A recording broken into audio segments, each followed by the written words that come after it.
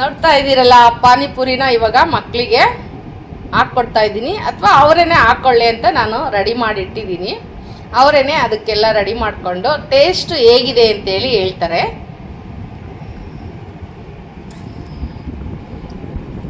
Ready ಮಾಡ್ಕೊಂಡು ತಿನ್ರಿ.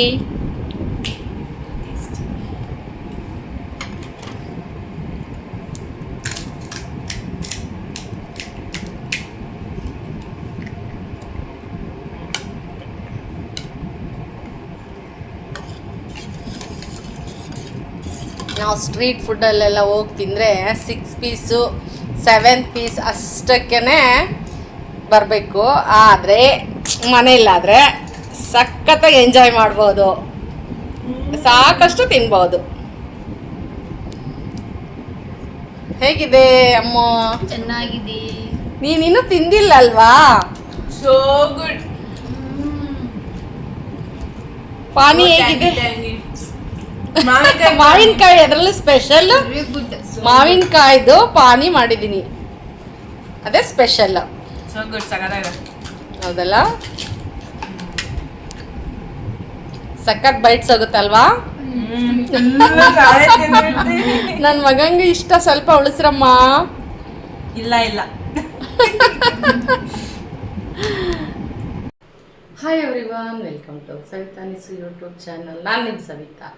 ಬನ್ನಿ, ನಾನು ಇವತ್ತಿನ ದಿನ ಎಲ್ರಿಗೂ ಇವಾಗ ಮಕ್ಕಳಿಗೆಲ್ಲ ಬೇಸಿಗೆ ರಜೆ, ಮನೆಗಳಲ್ಲೆಲ್ಲ ಮಕ್ಕಳೇ ಇರ್ತಾರೆ. ಪ್ರತಿದಿನ ಚಾಟ್ಸು ಅಥವಾ ಸ್ನ್ಯಾಕ್ಸು ತಿನ್ನೋದಕ್ಕೆ ಹೊರಗೆ ಕರ್ಕೊಂಡು ಹೋಗೋಕ್ಕಾಗಲ್ಲ. ಹಾಗಾಗಿ ನಾವೇ ಮನೆಯಲ್ಲಿ ರುಚಿ ರುಚಿಯಾದಂಥ ಒಂದು ಪಾನಿಪುರಿಯನ್ನು ತಯಾರು ಮಾಡೋಣ. ಇವತ್ತು ನಾನು ಪಾನಿಪುರಿ ರೆಸಿಪಿನ ತೋರ್ಸೋಕ್ಕೆ ಬಂದಿದ್ದೀನಿ. ಅದಕ್ಕೆ ಏನೆಲ್ಲ ಯೂಸ್ ಮಾಡ್ತಾಯಿದ್ದೀನಿ, ಯಾವ ಥರ ನಾನು ನನ್ನ ಸ್ಟೈಲಲ್ಲಿ ಪಾನಿಪುರಿ ಮಾಡ್ತಾಯಿದ್ದೀನಿ ಅಂಥೇಳಿ ಸೂಪರಾಗಿರೋ ಟೇಸ್ಟಿಯಾಗಿರೋ ಚಾಟ್ ಮಸಾಲನ ನಾನು ಹೊರಗಿನ ಚಾಟ್ ಮಸಾಲ ಯೂಸ್ ಮಾಡ್ದಂಗೆ ನಾನೇ ಓನಾಗಿ ಮಾಡಿಕೊಂಡು ಮಾಡೋ ಅಂಥ ಪಾನಿಪುರಿನ ತೋರಿಸ್ತಾ ಇದ್ದೀನಿ. ಬನ್ನಿ, ಫಸ್ಟ್ ನಾವು ಏನು ಪಾನಿಪುರಿ ಏನು ಬೇಕು, ಪೂರಿ ಬೇಕು, ಆ ಪೂರಿನ ಫಸ್ಟ್ ತಯಾರು ಮಾಡ್ಕೊಳ್ಳೋಣ. ಪಾನಿಪುರಿ ಮಾಡೋದಕ್ಕೆ ನಾನು ಚಿರೋಟಿ ರವೆ ತಗೊತಾ ಇದ್ದೀನಿ. ಹಾಗೆ ಸ್ವಲ್ಪ ಮೈದಾನ ಯೂಸ್ ಮಾಡ್ತಾ ಇದ್ದೀನಿ. ಇದ್ರೊಟ್ಟಿಗೆ ಎಷ್ಟೆಷ್ಟು ಕ್ವಾಂಟಿಟಿ ತೊಗೊತೀನಿ ಅಂತೇಳಿ ತೋರಿಸ್ತಾ ಹೋಗ್ತೀನಿ ನಾನು ನಿಮಗೆ. ಒಂದು ಟೀ ಗ್ಲಾಸ್ ತೊಗೊಂಡು, ಅಥವಾ ನೀವು ಮೆಜರ್ಮೆಂಟು ಸ್ಪೂನ್ ಇದ್ದರೆ ಅದರಲ್ಲೂ ನೀವು ಮಾಡ್ಕೋಬೋದು. ನಾನಿಲ್ಲಿ ಒಂದು ಟೀ ಗ್ಲಾಸಲ್ಲಿ, ಈ ಅಳತೆಯ ಒಂದು ಗ್ಲಾಸಲ್ಲಿ ಒಂದು 5 ಗ್ಲಾಸು ಚಿರೋಟಿ ರವೆನ ತೊಗೊತಾ ಇದ್ದೀನಿ. ಇದು ಕೇಸರಿ ಬಾತು ರವೆ ಉಂಡೆ ಎಲ್ಲ ಮಾಡ್ತೀವಲ್ಲ, ಆ ಥರ ಒಂದು ರವೆನ ನಾನಿಲ್ಲಿ ಯೂಸ್ ಮಾಡಿಕೊಂಡು ಪಾನಿಪುರಿನ ಮಾಡ್ತಾಯಿದ್ದೀನಿ.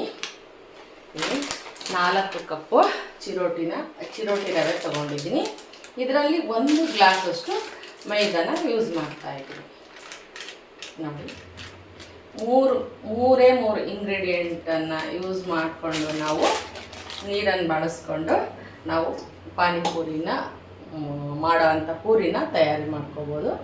ಬನ್ನಿ, ನಾನೇನು ಇದಕ್ಕೆ ರುಚಿಗೆ ತಕ್ಕಷ್ಟು ಸ್ವಲ್ಪ ಸಾಲ್ಟನ್ನು ಹಾಕ್ಕೊಂಡು, ಇವಾಗ ಇದನ್ನು ಕಲಿಸ್ಕೊಳ್ಳೋದಕ್ಕೆ ಹಸಿ ನೀರಲ್ಲಿ ಕಲಿಸ್ಕೊಳ್ಳಲ್ಲ, ಸ್ವಲ್ಪ ನೀರನ್ನು ಬಾಯ್ಲ್ ಮಾಡ್ಕೊತೀನಿ. ಇದು ಸ್ವಲ್ಪ ನೀರು ಕುದೀಲಿ. ಬನ್ನಿ, ಇವಾಗ ನೀರು ನೋಡಿ ಮಳ್ತಾ ಇದೆ. ಇವಾಗ ಇದನ್ನು ಯೂಸ್ ಮಾಡಿಕೊಂಡು ನಾವು ಈ ಪೂರಿ ಹಿಟ್ಟನ್ನು ಕಲಸೋಣ. ಚಪಾತಿ ಹಿಟ್ಟಿಗಿಂತ ಸ್ವಲ್ಪ ಗಟ್ಟಿಯಾಗಿರಬೇಕು. ಇದಕ್ಕೆ ನಾನು ಎಣ್ಣೆ, ಸೋಡಾ ಏನೊಂದನ್ನು ಯೂಸ್ ಮಾಡ್ತಾ ಇಲ್ಲ. ಮೈದಾ, ಉಪ್ಪು ಮತ್ತು ಚಿರೋಟಿ ರವೆನ ಹಾಕ್ಕೊಂಡಿದ್ದೀನಿ. ಇವಾಗ ಈ ಮಳ್ತಾ ಇರೋಂಥ ನೀರನ್ನು ಹಾಕ್ಕೊಂಡು ಕಲಿಸ್ಕೋಬೇಕು. ಸ್ವಲ್ಪನೇ ಹಾಕ್ಕೊಂಡು ಕಲಿಸ್ಕೊಳ್ಳೋಣ. ಯಾಕೆ ಅಂದರೆ ಚಿರೋಟಿ ರವೆ ಚೆನ್ನಾಗಿ ಬೇಗನೆ ನೆನ್ಕೊಳ್ಳುತ್ತೆ ಅಂತ ನಾನು ಬಿಸಿ ನೀರನ್ನು ಕಾಸ್ಕೊಂಡಿದ್ದೀನಿ. ಇವಾಗ ಇದನ್ನೆಲ್ಲ ನೀಟಾಗಿ ಮಿಕ್ಸ್ ಮಾಡಿ ಸ್ವಲ್ಪನೇ ನೀರು ಬಳಸ್ಕೊಂಡು ನಾವು ಹಿಟ್ಟನ್ನು ಕಲಿಸ್ಕೊಳ್ಳೋಣ. ಬೇಗ ಸಾಫ್ಟಾಗಿ ಚೆನ್ನಾಗಿ ಅಳ್ಕೊಳ್ಳೋಕ್ಕೆ ರವೆ ಅಂತ ಹೇಳ್ಬಿಟ್ಟು ನಾನು ಇಲ್ಲಿ ಬಿಸಿ ನೀರನ್ನು ಕಲಿಸ್ಕೊಂಡು ಹಿಟ್ಟನ್ನು ಕಲಿಸ್ತಾ ಇದ್ದೀನಿ. ಚೆನ್ನಾಗಿ ಕ್ರಿಸ್ಪಿಯಾಗಿ ಬರುತ್ತೆ ಪೂರಿ ಅಂತ. ಸುಡ್ತಾ ಇರುತ್ತೆ, ನೋಡ್ಕೊಂಡು ಕಲಿಸಿ ಸ್ವಲ್ಪನೇ.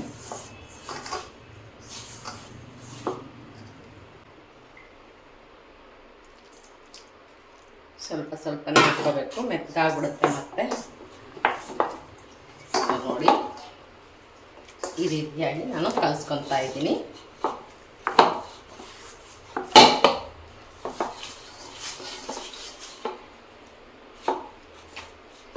ಇದನ್ನು ಕಲಿಸ್ಬಿಟ್ಟು ನಾವು ಒಂದು ಅರ್ಧ ಗಂಟೆ ರೆಸ್ಟ್ ಮಾಡೋದಕ್ಕೆ ಬಿಡೋಣ. ನೆನ್ಕೊಳ್ಳಿ ಚೆನ್ನಾಗಿ. ಬಿಸಿ ನೀರಲ್ಲಿ ಕಲಿಸಿರೋದ್ರಿಂದ ರವೆ ಬೇಗನೆ ಹಾಳ್ಕೊಳ್ಳುತ್ತೆ. ಯಾವ ಥರ ನೋಡಿ, ಈ ಥರ ಸ್ವಲ್ಪ ಗಟ್ಟಿಯಾಗಿ ಇರಲಿ, ಭಾಳ ಸಾಫ್ಟಾಗಿ ಏನು ಬೇಡ. ಈ ಥರ ಕಲಿಸ್ಕೊಳ್ಳೋಣ. ಇವಾಗ ಇದನ್ನು ಒಂದು ಅರ್ಧ ಗಂಟೆ ಕಾಲ ನಾವು ನೆನೆಯೋದಕ್ಕೆ ಬಿಡೋಣ. ನಾವೇನು ಚಾಟ್ ಮಸಾಲ ಅಂತ ಹೇಳಿದ್ನಲ್ಲ, ಅದನ್ನು ಇವಾಗ ಹುರ್ಕೊಳ್ಳೋಣ ಅಂತ ಇದನ್ನೊಂದು ಅರ್ಧ ಗಂಟೆ ರೆಸ್ಟ್ ಮಾಡಿಸೋಣ.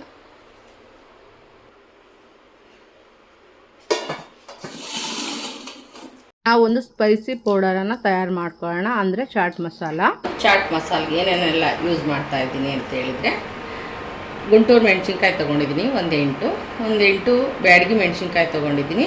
ಹಾಗೆ 1-2.5 ಟೇಬಲ್ ಸ್ಪೂನ್ ಕೊತ್ತಂಬರಿ ಕಾಳು ತೊಗೊಂಡಿದ್ದೀನಿ. ಹಾಗೆ 1 ಟೇಬಲ್ ಸ್ಪೂನಷ್ಟು ಮೆಣಸನ್ನು ತೊಗೊಂಡಿದ್ದೀನಿ. 1.5 ಟೇಬಲ್ ಸ್ಪೂನಷ್ಟು ಜೀರಿಗೆ ತೊಗೊಂಡಿದ್ದೀನಿ. 1.5 ಟೇಬಲ್ ಸ್ಪೂನಷ್ಟು ಸೋಂಪು ತೊಗೊಂಡಿದ್ದೀನಿ. ಇದನ್ನೆಲ್ಲನೂ ನಾನು ಬಿಸಿ ಮಾಡಿಕೊಂಡು ಒಂದು ಪುಡಿ ಮಾಡ್ಕೊಳ್ಳೋಣ. ಫಸ್ಟು ನಾವು ಮೆಣಸಿನ್ಕಾಯನ್ನು ಹಾಕ್ಕೊಂಡು ಫ್ರೈ ಮಾಡ್ಕೊಳ್ಳೋಣ.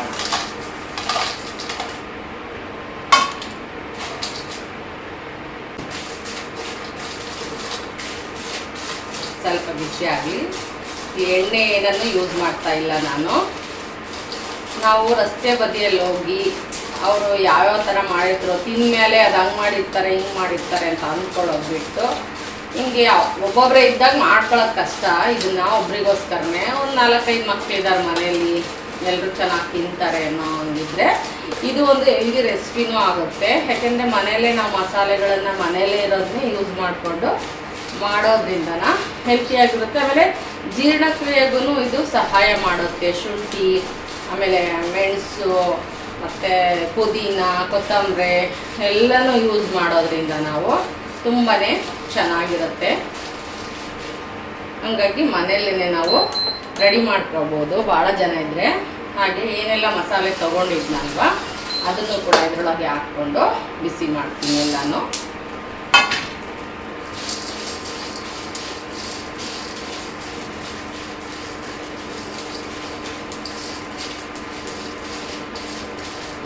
ಚೆನ್ನಾಗಿರುತ್ತೆ, ಹೆಲ್ತಿಯಾಗೂ ಇರುತ್ತೆ. ಮನೆಯಲ್ಲೇ ಮಾಡ್ಕೊಳ್ಳೋದ್ರಿಂದ ಎಲ್ಲ ಒಳ್ಳೆ ನಾವು ತರಕಾರಿಗಳು, ಸೊಪ್ಪುಗಳು, ಆಮೇಲೆ ಈ ಥರ ಮಸಾಲ ಇಂಗ್ರೀಡಿಯೆಂಟ್ಸ್ ಎಲ್ಲ ಯೂಸ್ ಮಾಡೋದ್ರಿಂದ ಹೆಲ್ದಿ ರೆಸಿಪಿನೂ ಕೂಡ ಆಗುತ್ತಿದ್ದು.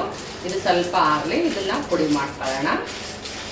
ಒಂದು ಬ್ಲೆಂಡರ್ಗೆ ಹಾಕ್ಬಿಟ್ಟು, ಅತಿ ನಯಸ್ಸಾಗಬೇಡ, ಒಂದು 3/4 ಭಾಗದಷ್ಟು ನುಣ್ಣಗಾದ್ರೆ ಸಾಕು. ಇದು ಸ್ವಲ್ಪ ತಣ್ಣಗಾಗಲಿ ಎಲ್ಲ. ಇವಾಗ ಇದೆಲ್ಲ ಬಿಸಿ ಮಾಡ್ಕೊಂಡಿದ್ವಲ್ಲ, ಇದನ್ನು ಒಂದು ಬ್ಲೆಂಡರ್ ಜಾರ್ಗೆ ಹಾಕ್ಕೊಂಡು ನಾವು ನುಣ್ಣು ಮಾಡ್ಕೊಳ್ಳೋಣ.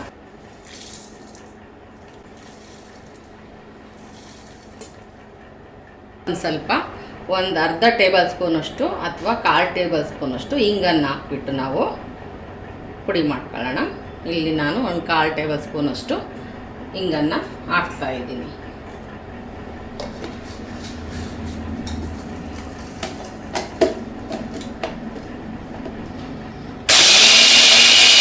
ಏನು ಬೇಕು ನೀನು? ಮಂಡಕ್ಕಿ ತಿಂಡಿ, ಸ್ವೀಟು, ಖಾರ ಏನು ತಿಂತೀಯ ನೋಡಿ. ಈ ಥರ ನಾವು ಪುಡಿನ ಮಾಡ್ಕೋಬೇಕು, ನಯಸ್ಸ ಮಾಡ್ಕೋಬಾರ್ದು, ಈ ಥರ ಇರಬೇಕು. ಇವಾಗ ಇದು ತಯಾರಾಯಿತು. ಬರ್ರಿ ನಾವು ಇದಕ್ಕೆ ಏನು ಪಾನಿಪುರಿಗೆ ನಾವು ಒಂದು ಚಟ್ನಿ ಮಾಡ್ಕೊಳ್ಳೋಣ, ಅಥವಾ ಪಾನಿಗೆ ನಾವು ಮಸಾಲೆನ ರೆಡಿ ಮಾಡ್ಕೊಳ್ಳೋಣ. ಚಟ್ನಿ ಮಾಡ್ಕೊಳ್ಳೋಣ. ಇವಾಗ ಪುದೀನನ ತೊಳೆದು ಜಾರ್ಗೆ ಹಾಕ್ಕೊತಾ ಇದ್ದೀನಿ. ಇಲ್ಲಿ ಒಂದು 3 ಹಸಿಮೆಣ್ಸಿನ್ಕಾಯಿನ ಹಾಕ್ತಾಯಿದ್ದೀನಿ. ನಾನಿಲ್ಲಿ ಒಂದು 5-6 ಜನಕ್ಕೆ ಆಗೋಷ್ಟು ಪಾನಿಪುರಿ ಮಸಾಲೆಗೆ ನಾನು ಚಟ್ನಿ ಮಾಡ್ಕೊತಾ ಇದ್ದೀನಿ. ಹಂಗಾಗಿ ನಾನು 3 ಹಸಿಮೆಣ್ಸಿನ್ಕಾಯಿ ತೊಗೊಂಡಿದ್ದೀನಿ. ನಿಮಗೆ ಖಾರ ಎಷ್ಟು ಬೇಕೋ ಅಷ್ಟನ್ನು ನೀವು ಹಾಕ್ಕೊಳ್ರಿ. ನಾನು ಒಂದು 2 ಅಥವಾ 3 ಇಂಚು ಶುಂಠಿನ ಯೂಸ್ ಮಾಡ್ತಾಯಿದ್ದೀನಿ. ನಾನಿಲ್ಲಿ ಒಂದು ಅರ್ಧ ಕಟ್ಟಷ್ಟು ಕೊತ್ತಂಬರಿ ಸೊಪ್ಪನ್ನು ತೊಳೆದು ಇದಕ್ಕೆ ಹಾಕ್ತಾಯಿದ್ದೀನಿ. ಕೊತ್ತಂಬರಿ ಹಾಕೋಣ. ಇದನ್ನು ನಾವು ನೈಸಾಗಿ ಪೇಸ್ಟ್ ಮಾಡೋಣ.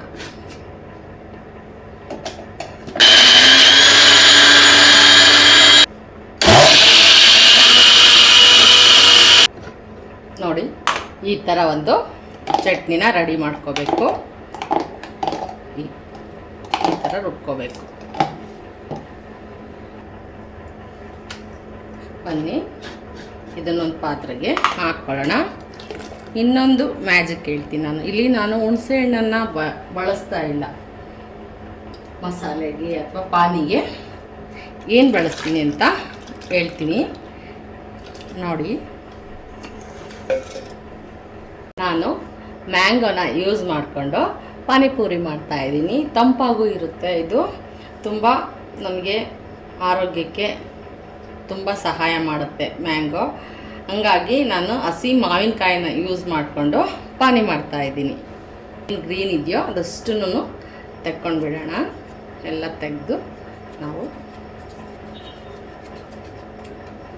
ತೆಗೆದ್ಬಿಟ್ಟು ನಾವು ಇವಾಗ ಕಟ್ ಮಾಡಿ ಇದನ್ನೆಲ್ಲ ಮಿಕ್ಸಿ ಮಾಡ್ಕೊಳ್ಳೋಣ ನಯಸ್ಸಾಗಿ.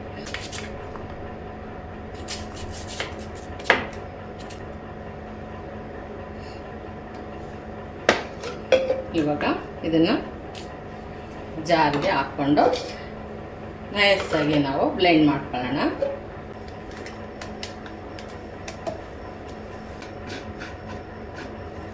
ಬಳಸ್ಕೊಂಡು ನುಣ್ಣಗೆ ಪೇಸ್ಟ್ ಮಾಡ್ಕೊಳ್ಳೋಣ.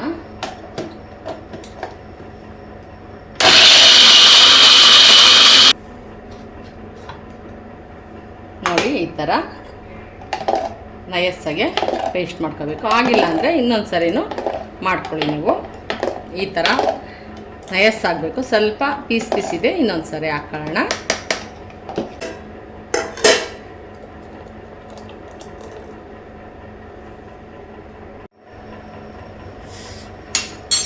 ಇವಾಗ ಇದಕ್ಕೆ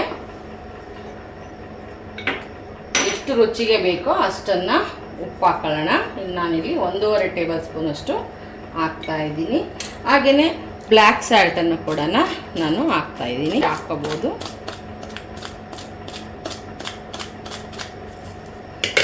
ಹಾಗೆಯೇ ನಾವೇನು ಮಸಾಲೆ ಪುಡಿ ಚಾಟ್ ಮಸಾಲ ಮಾಡ್ಕೊಂಡಿದ್ವಲ್ಲ ಆ ಪುಡಿನೂ ಕೂಡ ನಾವು ಸ್ವಲ್ಪ ಇದಕ್ಕೆ ಸೇರಿಸ್ಕೊಳ್ಳೋಣ. ಎಷ್ಟು ನೀವು ಮಾಡ್ತಾ ಇದ್ದೀರಾ ಅನ್ನೋದ್ರ ಮೇಲೆ ನೀವು ಹಾಕ್ಕೊಳ್ರಿ ಮಸಾಲೆ. ಹಿಂಗಂತೂ ನಾನು ಮೊದಲೇ ಹಾಕಿದ್ದೀನಿ. ನಾನು ಪೇಸ್ಟ್ ಮಾಡುವಾಗಲೇ ಹಾಕ್ಕೊಂಡಿದ್ದೀನಿ. 1/4 ಕಪ್ ನನಗೆ ನಾವು ಇದಕ್ಕೆ ನೀರನ್ನು ಸೇರಿಸೋಣ. ನಿಮಗೆ ಎಷ್ಟು ರುಚಿ ಅನಿಸುತ್ತೆ ಸ್ವಲ್ಪ ಟೇಸ್ಟ್ ನೋಡಿ ನೀವು ನೀರನ್ನು ಹಾಕೋಬೋದು. ಹುಳಿ ಆದರೆ ಸ್ವಲ್ಪ ಉಪ್ಪು ಹಾಕ್ಕೊಳ್ರಿ. ಉಪ್ಪು ಹುಳಿ ಜಾಸ್ತಿನೇ ಇದ್ದರೆ ಇನ್ನೊಂದು ಸ್ವಲ್ಪ ನಾವು ನೀರನ್ನು ಹಾಕಿ ಪಾನಿನ ಹೆಚ್ಚಿಸ್ಕೋಬೋದು. ನಾನಿಲ್ಲಿ 2 ನಿಂಬೆಹಣ್ಣನ್ನು ಹೆಚ್ಕೊಂಡಿದ್ದೀನಿ. ಒಂದೆರಡು ಅದರಲ್ಲೇ ಹಾಕ್ಬಿಟ್ಟು ಆನಂತರ ನಾನು ಇದಕ್ಕೆ ನಿಂಬೆಹಣ್ಣಿನ ರಸವನ್ನು ಹಿಂಡ್ತೀನಿ.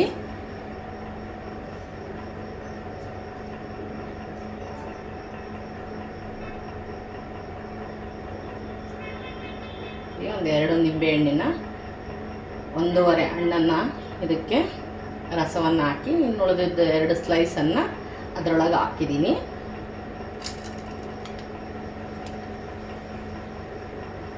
ತುಂಬ ಟೇಸ್ಟಿಯಾಗಿರುತ್ತೆ. ಎಳ್ಳಿಕಾಯಿ ಮತ್ತು ಮಾವಿನಕಾಯಿ ಚೆನ್ನಾಗಿ ಯೂಸ್ ಮಾಡಬೇಕು. ಸ್ವಲ್ಪ ತಂಪಾಗುತ್ತೆ, ದಾಹ ತೀರುತ್ತೆ, ಬಾಯಾರಿಕೆ ಕಮ್ಮಿ ಆಗುತ್ತೆ.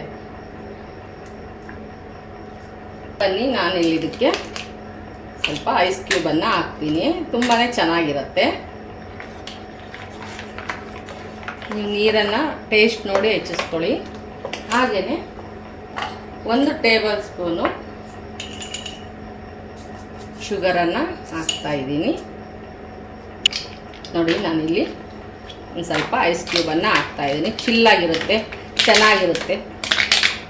ನಾವು ತಿನ್ನೋಕ್ಕೆ ಶುರು ಮಾಡಿದ್ವಿ ಅಥವಾ ರೆಡಿ ಆಯಿತು ಅಂದಾಗ ನಾವು ಸ್ವಲ್ಪ ಈರುಳ್ಳಿ, ಕೊತ್ತಂಬರಿ ಸೊಪ್ಪು ಇದನ್ನೆಲ್ಲ ಮೇಲೆ ಹಾಕ್ಕೊಂಡು ಸ್ವಲ್ಪ ಬೂಂದಿನ ಹಾಕ್ಕೊಂಡ್ರೆ ತುಂಬ ಟೇಸ್ಟಿಯಾಗಿರುತ್ತೆ. ತಿನ್ನುವಾಗ ನಾನು ಏನೇನು ಹಾಕ್ತೀನಿ ಅಂತೇಳಿ ತೋರಿಸ್ತೀನಿ ನೋಡಿ. ಪಾನಿ ರೆಡಿ ಆಯಿತು. ಐಸ್ ಕ್ಯೂಬ್ ಹಾಕೋದ್ರಿಂದ ಕಲರು ಚೇಂಜ್ ಆಗೋಲ್ಲ, ಗ್ರೀನಾಗಿ ಚೆನ್ನಾಗಿರುತ್ತೆ. ಇನ್ನು ಮಿಕ್ಸಿ ಮಾಡಬೇಕಾದ್ರೆ ಹಾಕ್ಕೊಂಡ್ರೆ ತುಂಬಾ ಚೆನ್ನಾಗಿರುತ್ತೆ. ನೀರಿನ ಬದಲು ನಾವು ಐಸ್ ಕ್ಯೂಬ್ ಹಾಕ್ಕೊಂಡ್ರೆ ನೋಡೋಣ ಟೇಸ್ಟು ಯಾವ ಥರ ಬಂದಿದೆ ಅಂತ. ಸಖತ್ತಾಗಿದೆ. ಸ್ವಲ್ಪ ಉಪ್ಪು ಹಾಕ್ಕೋಬೇಕು. ತಿನ್ನುವಾಗ ನೋಡೋಣ ಯಾರ್ಯಾರ ಟೇಸ್ಟು ಯಾವ ಥರ ಇರುತ್ತೆ ಅಂತ. ಸ್ವಲ್ಪ ಇದು ಕಿಕ್ ಬರೋ ಥರ ಇರಬೇಕು, ಅಂದರೆ ನಮಗೆ ಮಜಾ ಅನ್ನಿಸ್ಬೇಕು ತಿನ್ಬೇಕಾದ್ರೆ. ಆ ಥರ ಇದ್ರೇ ಚೆನ್ನಾಗಿ. ನೋಡೋಣ ಯಾರ್ಯಾರ ಟೇಸ್ಟು ಯಾವ ಥರ ಇರುತ್ತೆ ಅಂತ. ಇದನ್ನು ಪಕ್ಕಕ್ಕಿಟ್ಟು ಇವಾಗ ನಾವು ಪೂರಿನ ಉಜ್ಕೊಳ್ಳೋಣ. ಬನ್ನಿ, ಇವಾಗ ಪೂರಿ ಹಿಟ್ಟನ್ನು ಕಲಸಿಟ್ಟಿದ್ನಲ್ವ, ನೋಡಿ ಈ ಥರ ಆಗಿದೆ ಎಲ್ಲ.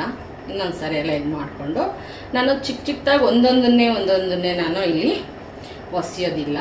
ಪೂರಿನ ದೊಡ್ಡದಾಗಿ ಚಪಾತಿ ಥರ ಲಟ್ಟಿಸ್ಕೊಂಡು ಅದರಲ್ಲಿ ಕಟ್ ಮಾಡ್ಕೊತೀನಿ ಪೂರಿನ. ಇವಾಗ ಬನ್ನಿದೆಲ್ಲ ಒರೆಸ್ಕೊಂಡಿದ್ದೀನಿ ನಾನು ಆಲ್ರೆಡಿ. ಇವಾಗ ಒಂದು ಸರ್ತಿ ಇದನ್ನ ನಾದ್ಕೊಂಡು ಚೆನ್ನಾಗಿ ಒಂದು 3-4 ಚಪಾತಿ ಥರ ಮಾಡ್ಕೊಳ್ಳೋಣ. ದೊಡ್ಡದಾಗಿ ಕಟ್ ಮಾಡ್ಕೊಳ್ಳೋಕ್ಕೆ ಈಸಿ ಆಗುತ್ತೆ. ಹಂಗಾಗಿ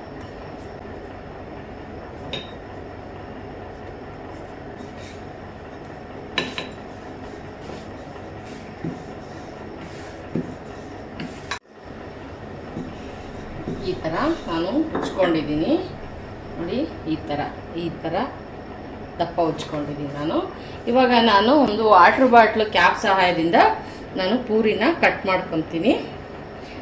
ಅತಿ ದೊಡ್ಡದಾಗಬಾರ್ದು, ಬಾಯಲ್ಲಿ ಇಟ್ಕೊಳ್ಳೋದಕ್ಕೆ ಪೂರಿ. ಹಂಗಾಗಿ ಚಿಕ್ಕದಾಗಿ ಇರಬೇಕು. ಹಂಗಾಗಿ ನಾನು ಈ ಅಳತೆದ ತಗೊಂಡಿದ್ದೀನಿ ನೋಡಿ. ಇಷ್ಟಿಷ್ಟು ತಗೊಂಡಿದ್ದೀನಿ ನಾನು. ಇದನ್ನು ಒಂದು ಬಟ್ಟೆನ ಅರ್ವಿ ಅದ್ರ ಮೇಲೆ ಹಾಕಿ ಸ್ವಲ್ಪ ಡ್ರೈ ಆಗಬೇಕು. ಹಂಗಾದ್ರೆ ಚೆನ್ನಾಗಿ ಬರುತ್ತೆ ಪೂರಿ ಅಂತ ನಾನು ಬಟ್ಟೆ ಮೇಲೆ ಹಾರಾಕ್ತಾ ಇದ್ದೀನಿ.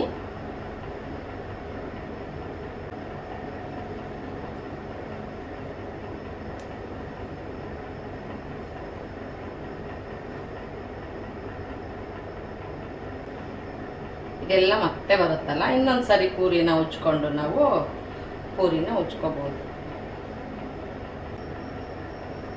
ಈ ಥರ ನಾನು ಮಾಡಿದ್ದೀನಿ. ಇದನ್ನು ಇನ್ನೊಂದು ಸರ್ತಿ ಉಂಡೆ ಮಾಡಿ ಮತ್ತೆ ಚಪಾತಿನ ಮಾಡ್ಕೊಳ್ಳೋಣ. ನಿಮಗೇನಾದರೂ ಇದು ದಪ್ಪ ಅನ್ನಿಸ್ತು, 1-2 ಪೂರಿ ಹಾಕಿದ ಮೇಲೆ ಅಂದರೆ ಒಂದು ಸರ್ತಿ ಲಟ್ಟಣಿಗೆ ಒಳಗೆ ಹಿಂಗೆ ಅನಿಸಿದ್ರೆ ಮುಗಿದೋಯ್ತು. ಈ ಥರ ಪೂರಿ ಎಲ್ಲ ಮಾಡಿಕೊಂಡು ಒಂದು ಕಾಟನ್ ಬಟ್ಟೆ ಮೇಲೆ ಹಾಕಿದ್ದೀನಿ ಎಲ್ಲನೂ. ಇವಾಗ ಎಣ್ಣೆನ ಕಾಯೋದಕ್ಕೆ ಇಟ್ಟಿದ್ದೀನಿ. ಇವಾಗ ಒಂದೊಂದಾಗಿ ಕರಿಯೋಣ. ಎಣ್ಣೆ ಕಾಯಲಿ. ಕಾದಿದೆ.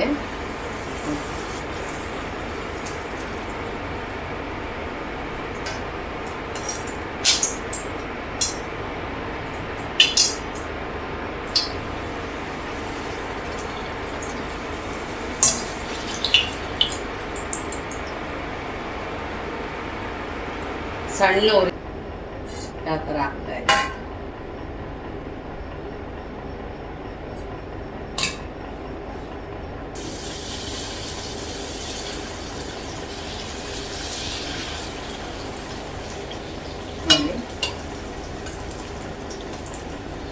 ನೋಡಿ, ಸ್ವಲ್ಪ ಟೆಸ್ಟ್ ಮಾಡಿಕೊಂಡು ಆಮೇಲೆ ಮೇಲೆ ಒಂದೊಂದೇ ಹಾಕ್ಕೊಂಡು ಅದನ್ನು ತಿರುಗಿಸ್ತಾ ಇದ್ದರೆ ಎಷ್ಟು ಚೆನ್ನಾಗಿ ಬರುತ್ತೆ ಪೂರಿಗಳು ಅಂತೇಳಿ ನೋಡ್ತಾ ಇರ್ಬೋದು ನೀವು. ನೋಡಿ ಪೂರಿಗಳು ಎಷ್ಟು ಚೆನ್ನಾಗಿ ಬರ್ತಾ ಇದೆ.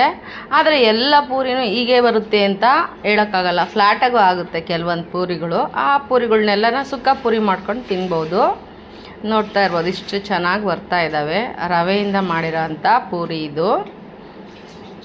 ಟೇಸ್ಟಿಯಾಗೂ ಇರುತ್ತೆ, ಸಾಫ್ಟಾಗೂ ಇರುತ್ತೆ, ಚೆನ್ನಾಗಿರುತ್ತೆ. ಹಾಗಾಗಿ ನಾನು ಇವತ್ತು ನನ್ನ ಮಕ್ಕಳು ಫ್ರೆಂಡ್ ಬಂದಿದ್ದರು, ಮಗ ಬಂದಿದ್ದ. ಹಂಗಾಗಿ ಎಲ್ಲರೂ ಕುತ್ಕೊಂಡು ತಿನ್ನೋಕ್ಕಾಗುತ್ತೆ ಅಂತೇಳ್ಬಿಟ್ಟು ಮನೆಯಲ್ಲೇ ಪಾನಿಪುರಿ ಮಾಡ್ತಾಯಿದ್ದೀನಿ. ಆರಾಮಾಗಿ ಸಂಜೆ ಸ್ನ್ಯಾಕ್ಸ್ ಆಗುತ್ತೆ ಅಂತೇಳ್ಬಿಟ್ಟು ಮಾಡ್ತಾಯಿದ್ದೀನಿ. ನೋಡ್ಕೊಳ್ಳಿ ಎಷ್ಟು ಚೆನ್ನಾಗಿ ಬರುತ್ತೆ ಅಂತಂದರೆ ಈಸಿಯಾಗೂ ಮಾಡ್ಬೋದು, ಹಂಗೆ ಹೆಲ್ದಿಯಾಗೂ ಕೂಡ ಇರುತ್ತೆ ಅಂತೇಳ್ಬಿಟ್ಟು ನಾನಿವತ್ತು ಈ ಪೂರಿ ಕಾರ್ಯಕ್ರಮನ ಇಟ್ಕೊಂಡಿದ್ದೀನಿ. ನಾನಿವಾಗ ಪೂರಿನ ಮಾಡಿಕೊಂಡೆ. ಹಾಗೆಯೇ ಪಾನಿಗೂ ಕೂಡ ರೆಡಿ ಮಾಡ್ಕೊಂಡಿದ್ದೀನಿ. ಹಾಗೆಯೇ ಅದರೊಳಗೆ ತುಂಬ ಅಂತ ಒಂದು ಪಲ್ಯ ಬೇಕಲ್ವಾ, ಹಂಗಾಗಿ ಅದಕ್ಕೆ ನಾನು ಆಲೂಗಡ್ಡೆ ಮತ್ತು ಕಡಲೆಕಾಳನ್ನು ನೆನೆ ಹಾಕಿದ್ದನ್ನು ಓವರ್ ನೈಟ್ ನೆನೆ ಹಾಕಿದ್ದು ಅಂತ ಕಡಲೆಕಾಳು ಮತ್ತು ಆಲೂಗಡ್ಡೆನ ಅದು ಕುಕ್ಕರ್ಗೆ ಹಾಕಿ ಒಂದು 2-3 ವಿಷಲ್ಲು ಕೂಗಿಸ್ಕೊತೀನಿ.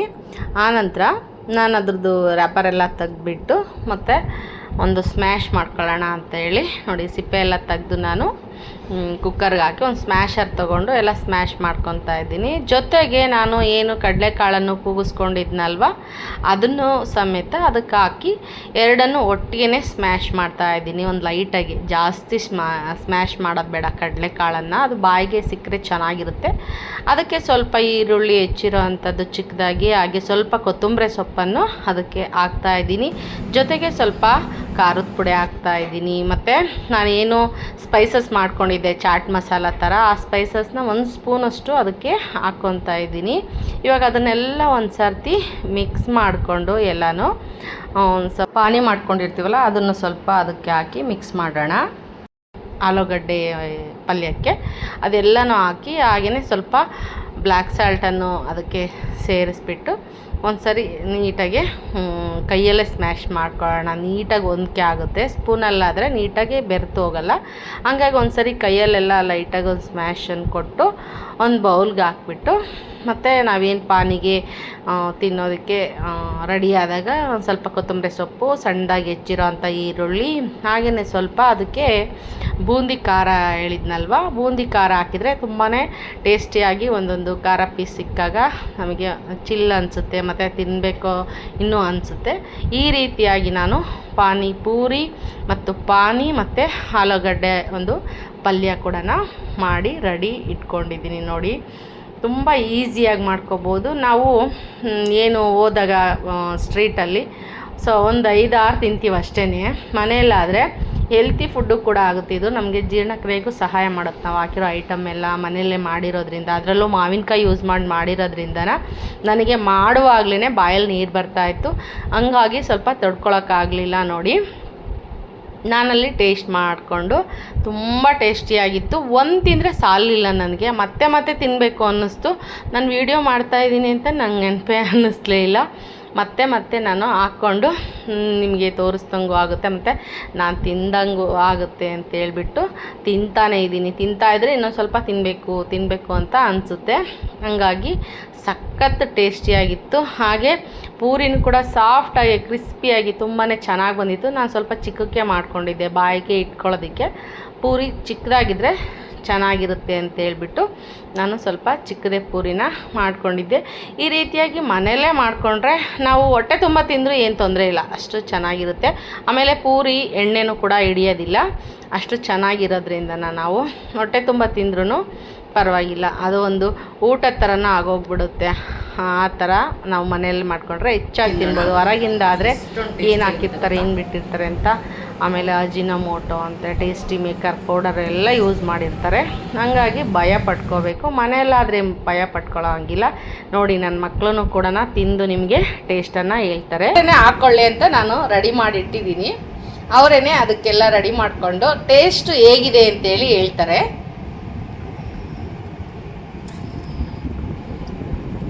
ರೆಡಿ ಮಾಡ್ಕೊಂಡು ತಿನ್ರಿ.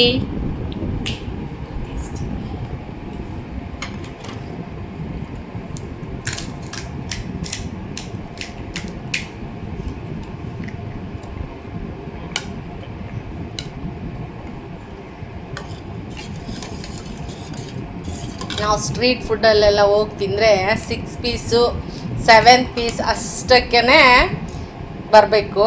ಆದರೆ ಮನೆಯಲ್ಲಾದರೆ ಸಖತ್ತಾಗಿ ಎಂಜಾಯ್ ಮಾಡ್ಬೋದು, ಸಾಕಷ್ಟು ತಿನ್ಬೋದು.